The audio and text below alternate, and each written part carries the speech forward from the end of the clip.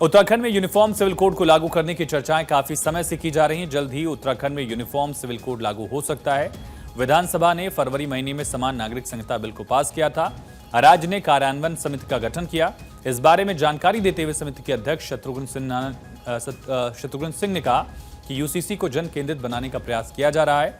जल्द ही समिति के द्वारा इस पर मुहर लगाकर मुख्यमंत्री को सौंपी जाएगी रिपोर्ट और जल्द से जल्द इसे लागू करने की तैयारी भी की जाएगी। क्या क्या बड़े बदलाव होंगे? यूसीसी के लाभ लेने के लिए न सरकारी कार्यालयों के चक्कर लगाने पड़ेंगे और न ही फॉर्म भरने होंगे। इसके नियम और क्रियान्वयन को अंतिम रूप देने वाली विशेष समिति के अनुसार यूसीसी पोर्टल को Aadhaar, PAN card, securities and exchange board of India समेत सभी प्रमुख सेवाओं से जोड़ा जाएगा ताकि यूसीसी से संबंधित किसी भी आवेदन के दस्तावेजों का सत्यापन अन्य विभागों के जरिए हो सके। यूसीसी पोर्टल पर आवेदन करने वाले का आधार, पैन, जन्म, मृत्यु प्रमाण पत्र, संपत्ति आदि दस्तावेजों का सत्यापन यूसीसी पोर्टल से संबंधित विभागों से जुड़े होने से फौरन हो सकेगा। संबंधित दस्तावेज का अगर नंबर डालेंगे तो ही सत्यापन भी हो जाएगा। इन कामों के लिए अलग अलग कार्यालयों से संपर्क नहीं करना होगा।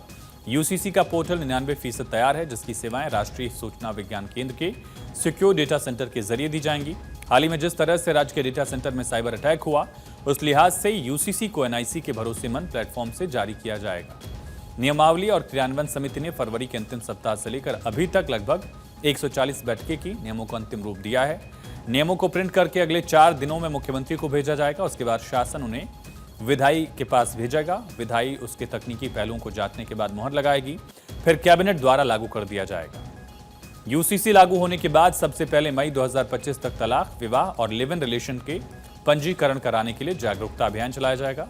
पोर्टल से निःशुल्क वसीयत कराने की सुविधा दी जाएगी ताकि सभी धर्मों में उत्तराधिकार कानून का समान रूप से पालन हो और संपत्ति विवादों का हल निकले। 2022 के विधानसभा चुनाव से पहले मुख्यमंत्री पुष्कर सिंह धामी ने प्रदेश में यूसीसी लागू करने की बात कही थी।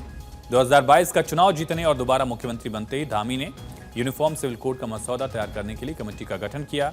कमेटी ने कई महीने विचार विमर्श किया। चर्चा के बाद उत्तराखंड का मसौदा सिविल कोड के लिए तैयार किया, जिससे पहले कैबिनेट बैठक और बाद में उत्तराखंड विधानसभा से मंजूरी मिली।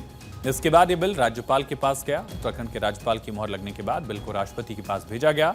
राष्ट्रपति से भी समान नागरिक संहिता विधेयक उत्तराखंड को मंजूरी मिल चुकी है।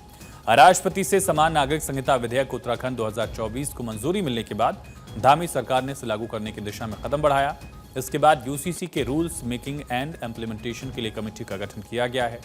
इस कमेटी ने भी अपना काम पूरा कर लिया। अब उम्मीद की जा रही है कि मुख्यमंत्री पुष्कर सिंह धामी की घोषणा के अनुसार आगामी 9 नवंबर को राज्य स्थापना दिवस के दिन राज्य सरकार समान नागरिक संहिता कानून उत्तराखंड 2024 को लागू कर सकती है।